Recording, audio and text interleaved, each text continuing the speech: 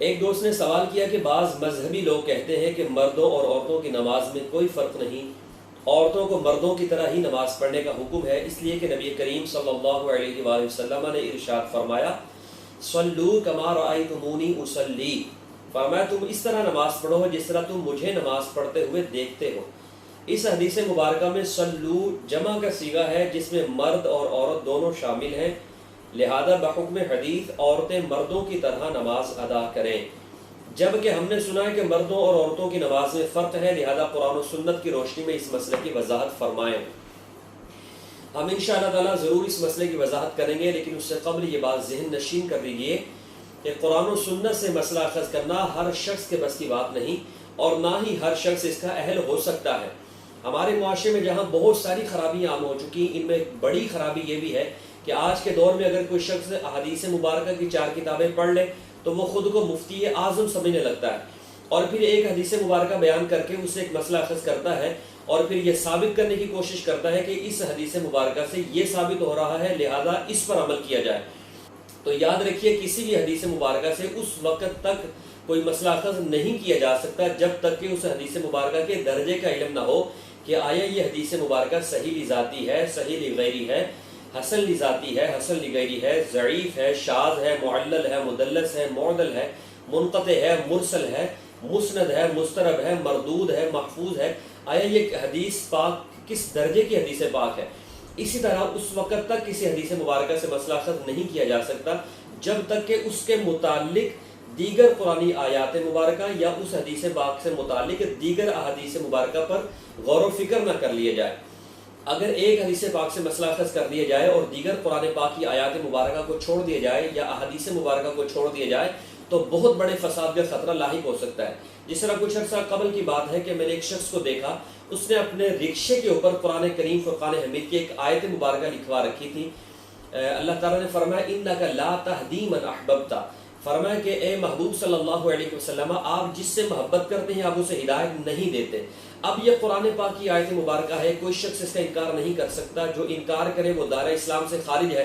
لیکن یہ آیت مبارکہ لکھوا کر یہ پرچار کرنے کی کوشش کر رہا ہے کہ معاذ اللہ نبی پاک صاحب لولاک صلی اللہ علیہ وآلہ وسلم ہدایت نہیں دیتے۔ تو میں نے اس سے سوال کیا کہ تم نے یہ آیت مبارکہ کیوں لکھی؟ اس نے کہا کہ یہ قرآن پاک کی آیت مبارکہ ہے تو میں نے برکت کے لیے لکھی۔ تو ساتھ ہی میں نے یہ کہا کہ پھر رکشے کی دوسری جانب قرآن پاک کی ایک اور آیت مبارکہ بھی لکھ لو جس میں اللہ تعالیٰ نے فرمایا وَإِنَّكَ لَتَهْدِي إِلَىٰ صِرَاطٍ مُسْتَقِيمٍ، اے پیارے محبوب صلی اللہ علیہ وسلم آپ ضرور سیدھے راستے کی ہدایت دیتے ہیں۔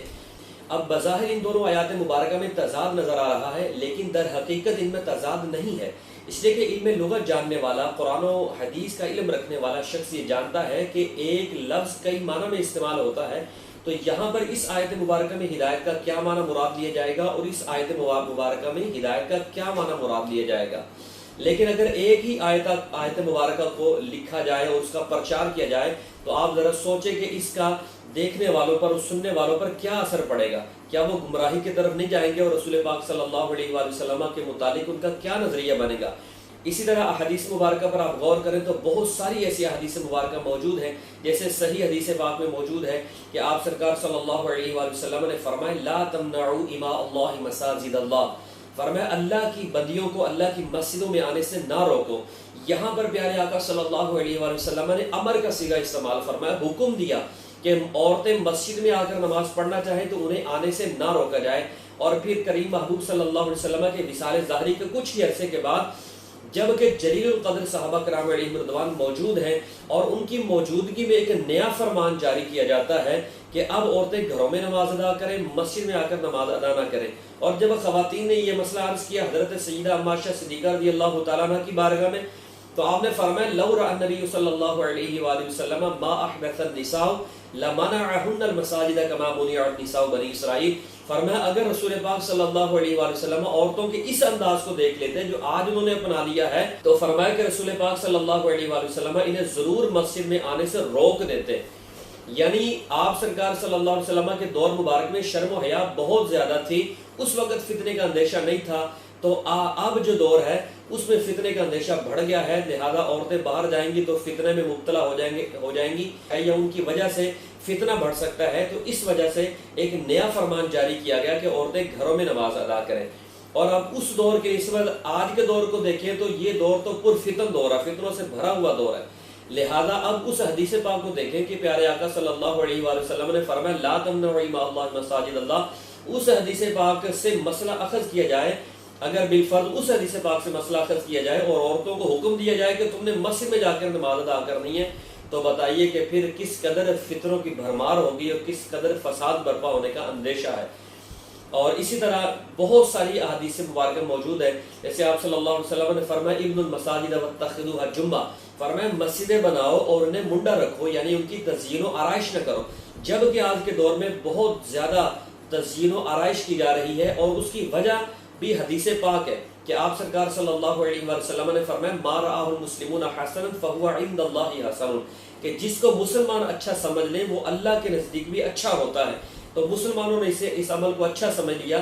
کہ اللہ تعالیٰ کا گھر خوبصورت ہونا چاہیے، میرے گھر سے اعلیٰ رب کا گھر ہونا چاہیے، اور اس کی تزیین و آرائش ہونے لگی۔ تو لہذا اب اگر آپ سرکار صلی اللہ علیہ وسلم کے اس فرمان کو دیکھا جائے تو پھر تو تزیین و آرائش ناجائز ہو جائے گی۔ تو میری گزشتہ تمہید سے یہ بات آپ بخوبی جان چکے ہوں گے کہ سرکار دو عالم صلی اللہ علیہ وآلہ وسلم کے ایک فرمان سے مسئلہ اس وقت تک اخذ نہیں کر سکتے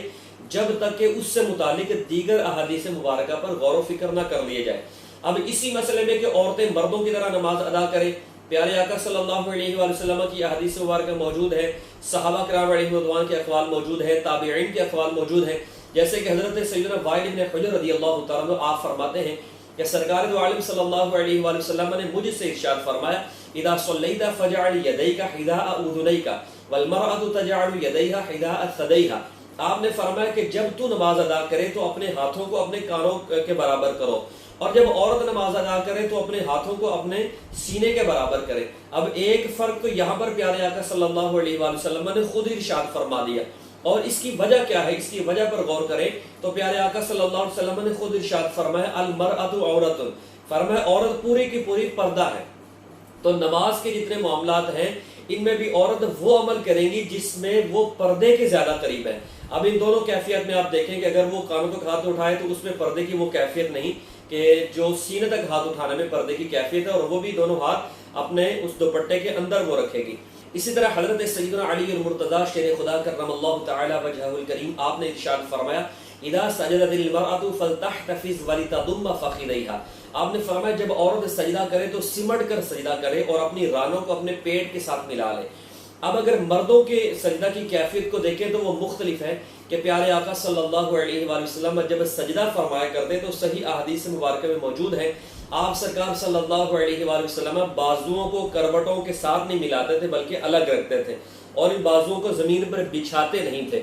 اسی طرح آپ سرکار صلی اللہ علیہ وسلم پیٹ کو رانوں سے الگ رکھتے اور رانوں کو پنڈلیوں سے الگ رکھتے، یعنی آپ کے اعضاء مبارک الگ الگ ہوتے، جبکہ عورت کے لیے حکم یہ فرمایا کہ عورت سمٹ کر سجدہ کرے۔ اسی طرح حضرت سیدنا عبداللہ بن عباس رضی اللہ تعالیٰ عنہ آپ سرکار صلی اللہ علیہ وآلہ وسلم کے چچا کے بیٹے ہیں، آپ سے جب یہ سوال کیا گیا عورت کی نماز کے متعلق کہ عورت نماز کیسے ادا کرے، تو آپ نے فرمایا تجتمع وتحتفظ، فرمایا کہ وہ اپنے آپ کو جمع کرے اور سمٹ کر نماز ادا کرے۔ اسی طرح حضرت سیدنا ابراہیم نخعی رحمۃ اللہ تعالی علیہ آپ سے جب یہ سوال کیا گیا تو آپ نے ارشاد فرمایا اذا سجدت المرأة فلتضم فخذیها ولتضع بطنها علیہما، آپ نے فرمایا جب عورت سجدہ کرے تو اپنے رانوں کو سمیٹے اور ان کے اوپر پیٹ کو رکھے، یعنی اپنے پیٹ کو رانوں کے ساتھ بالکل ملا لے۔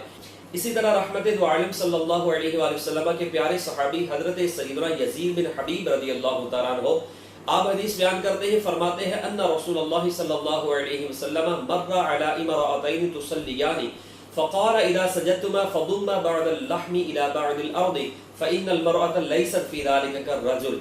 آپ فرماتے ہیں کہ سرکار دو عالم صلی اللہ علیہ وآلہ وسلم کا گزر دو خواتین کے قریب سے ہوا جو نماز ادا کر رہی تھی، تو پیارے آقا صلی اللہ علیہ وآلہ وسلم نے انہیں ارشاد فرمایا کہ جب تم سجدہ کرو تو سمٹ کر سجدہ کرو، اور اس طرح سمٹو کہ تمہارے جسم کا بعض گوشت زمین کے ساتھ لگے، اور پھر فرمایا فَإِنَّ الْمَرْأَةَ لَيْسَتْ فِي ذَلِكَ كَالرَّجُلِ، اس لیے کہ اس معاملے میں عورت مرد کی مثل نہیں ہے، یعنی جس طرح مرد کھل کر سجدہ کرتا ہے اس طرح عورت سجدہ نہیں کرے گی، بلکہ عورت سمٹ کر سجدہ کرے گی، اس لیے کہ یہ پردے کے زیادہ قریب ہے۔ تو یہ مختصر کلام ہے، امید ہے کہ آپ سمجھ چکے ہوں گے۔ اگر مزید اس پر ہم نے ضرورت محسوس کی تو انشاءاللہ اس پر ہم تفصیلی کلام کریں گے۔ اللہ تعالی ہمیں عمل کی اور سمجھنے کی توفیق عطا فرمائے۔